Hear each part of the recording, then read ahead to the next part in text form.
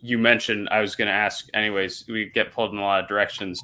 What do you think? How's the business going to change over the next 5 years? Obviously, maybe a little bit of a call on how the coin industry is going to change, but also if you're going to shift or if you're just going to try to do what you do incrementally better every day. So I think the best way, honestly, right now to change in the next 5 years for most of us would be moving more into online.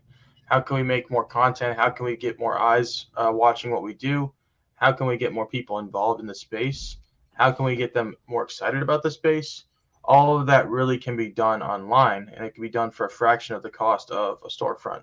So the last time we talked, it was about it was a while ago, but we wanted, we were thinking about a storefront, but at the end of the day, if we really focus on content, we focus on creating, more interesting content, but also well-developed content that really can get more people excited. And if we can spread that to more people, at the end of the day, that's going to be end up winning. You're just going to reach more people instead of having a storefront. So what I would say in the next 5 years is develop our content better, um, be able to reach more people with our content, going on TikTok, going on Instagram, going on Facebook, everything broadcasted on all cylinders, and continue to develop connections. We probably have a 20, 25 consistent client base. I mean, if we can get that to 100, 200, and then, a lot of that would be great. And so that's the main points that I would have in the next 5 years. It seems pretty simple, but it does take a lot of thought, as you know, Christian and Isaiah. How do you think? Why do you send coins to CAC? That was something I said I wanted to follow up on.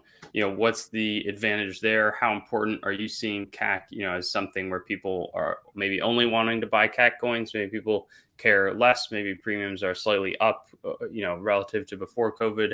How do you think about CAC? So the way I see CAC in a lot of ways is that um, there's certain collectors that really like CAC and what they do, and just the prestigiousness of what encapsulates the sticker. And so when you're sending stuff to CAC, and for us, like we were talking about earlier, it gets us into a different ballpark with people that want to send stuff to CAC and want to trust us with their coins, but also it gets us into a little bit of a different client level that will say we're not going to buy any coin, we're going to buy the coin that has the CAC sticker. And yeah, like I said, though, it's just opening you up to more groups of people that are in the space that want to buy coins from you. And I think CAC is like any other thing that you might have.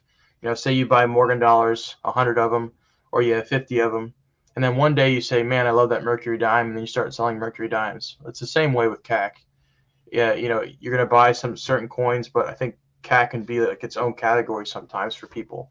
If the CAC sticker's not on there, they won't buy it. And so that's a great question, but I think CAC is going to be it's going to be a powerhouse for sure in the next 25 years in numismatics. Thanks for watching this episode of Treasure Town Clips hosted by the Coin Dictionary. To hear more from Christian, his team over at Treasure Town, and the guest that we featured today, there's a link in the description that will take you to all of those, so be sure to look out for that, and tune back in with some more coins, collectibles, precious metals, and other relevant information in the future here at the Coin Dictionary.